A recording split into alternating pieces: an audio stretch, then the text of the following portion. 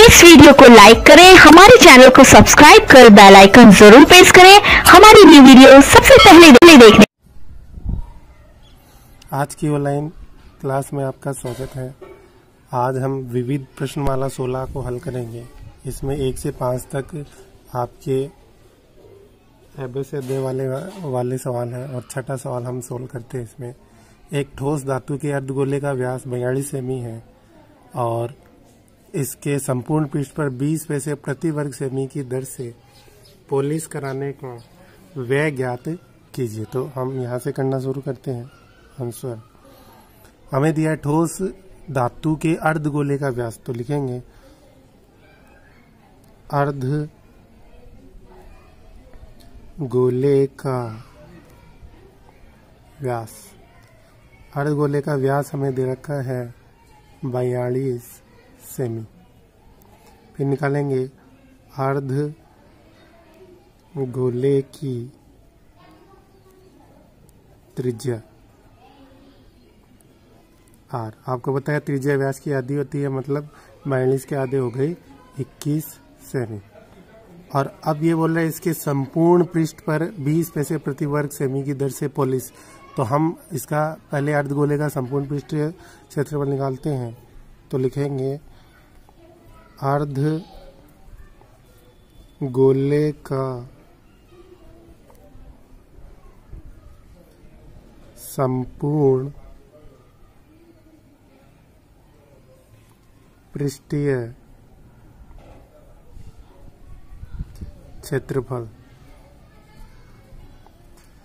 अर्धगोले का जो संपूर्ण पृष्ठीय क्षेत्रफल होता है उसका सूत्र होता है 3 पाई आर स्क्वायर। याद रखिएगा, अर्धगोले का वक्र पृष्ठीय क्षेत्रफल होता है 2 पाई आर स्क्वायर और संपूर्ण पृष्ठीय क्षेत्रफल होता है 3 पाई आर स्क्वायर। तो मान रखेंगे 3, पाई का मान 22/7, आर का मान 21 गुणा 21।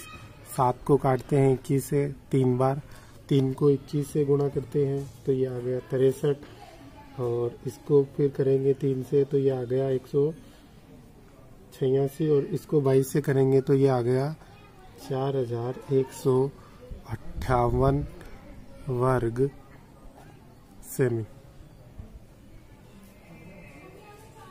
ठीक है। अब हमें दिया है कि संपूर्ण पृष्ठ पर हमें खर्च ज्ञात करना है। हमें संपूर्ण पृष्ठीय क्षेत्रफल ज्ञात नहीं करना, हमें उसका खर्च ज्ञात करना है। तो उसके लिए लिखेंगे 20 पैसे प्रति वर्ग सेमी की दर से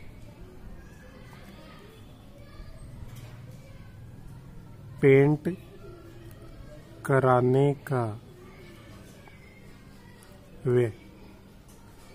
तो हमारे पास टोटल क्षेत्रफल है 4158, 20 पैसे है। तो 20 पैसे को हम क्या, क्योंकि इसमें रुपए में निकालते हैं, तो आप क्या करोगे 20/100, तो ये रुपए में बदल गया, और गुणा 4158, इसको गुणा कर दो। तो ये देखो 20 पैसे को अगर आप पॉइंट में बदलोगे तो देखो 2 जीरो है, तो यहाँ पर आप पॉइंट लगा सकते हो। चाहे तो आप 0 से 0 काट भी सकते हो। 0.2 गुणा 4158, जब इसको गुणा करते हैं तो ये आ गया 831.60 रुपए, क्योंकि अब हमने इसको रुपए में। आप चाहे तो पहले इन सबको गुणा करिए, बाद में भी 100 का भाग देके रुपए में बदल सकते हो। ये आपका आंसर।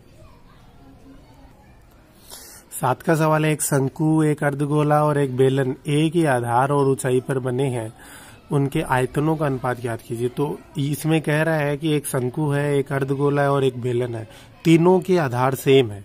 ठीक है, मतलब तीनों के व्यास भी सेम है, तीनों की ऊंचाई भी सेम है, तीनों की त्रिज्या भी सेम है और तीनों की ऊंचाई भी सेम है। तो इसमें इसके आंसर में लिखते हैं एक शंकु हमें दिया है, एक शंकु कोमा एक अर्धगोला, एक अर्धगोला तथा एक बेलन, तीनों एक ही आधार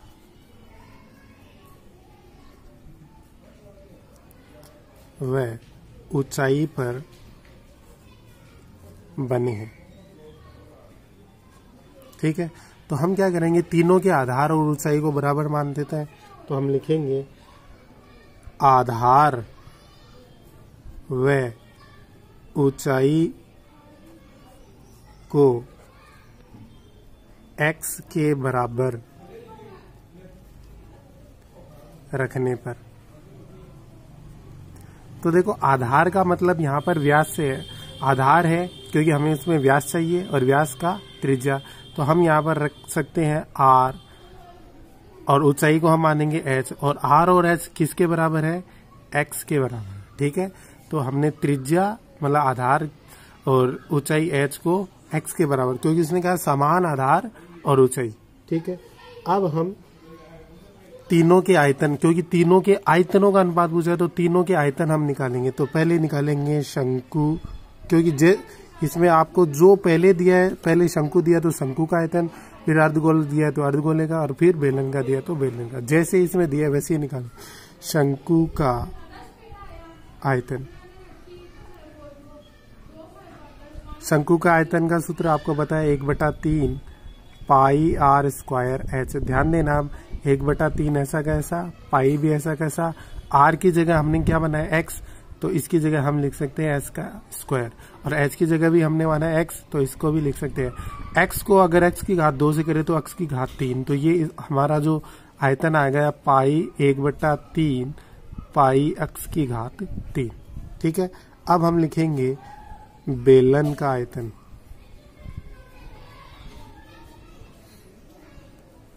बेलन के आयतन का सूत्र आपको पता है, वो होता है पाई आर स्क्वायर एच। मान रखते हैं पाई आर का मान एक्स है तो इंटू एक्स का स्क्वायर, एच का मान भी एक्स है तो ये लिख दिया, एक्स को एक्स स्क्वायर से किया पाई एक्स क्यूब, ये आ गया बेलन का। अब हम लिखेंगे अर्धगोले का आयतन।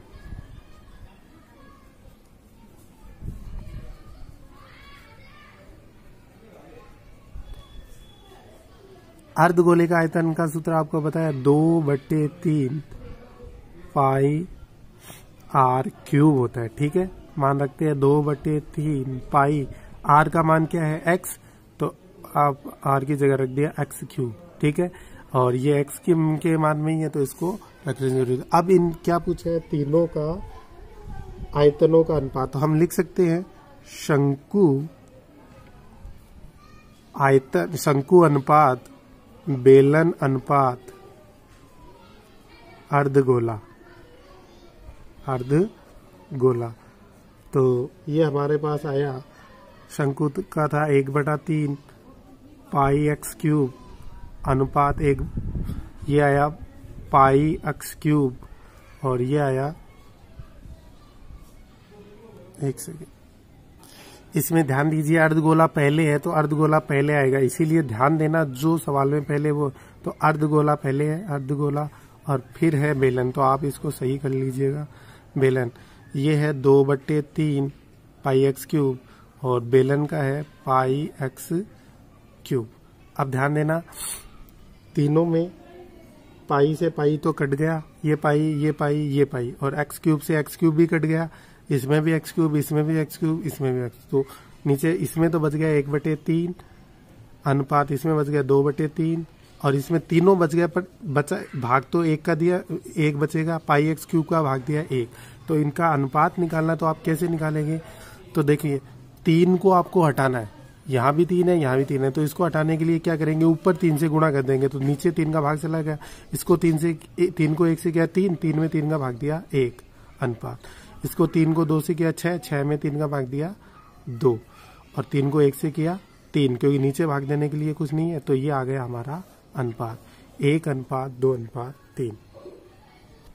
आज के होमवर्क में आपको विविध प्रश्नमाला 16 के क्वेश्चन नंबर 1 से 5 करने हैं, क्योंकि वैसे तो ये एबेसडे में है, पर आपको इसको और नॉर्मल सवाल के जैसे ही करके दिखाना और कॉपी में भी इसको करना है।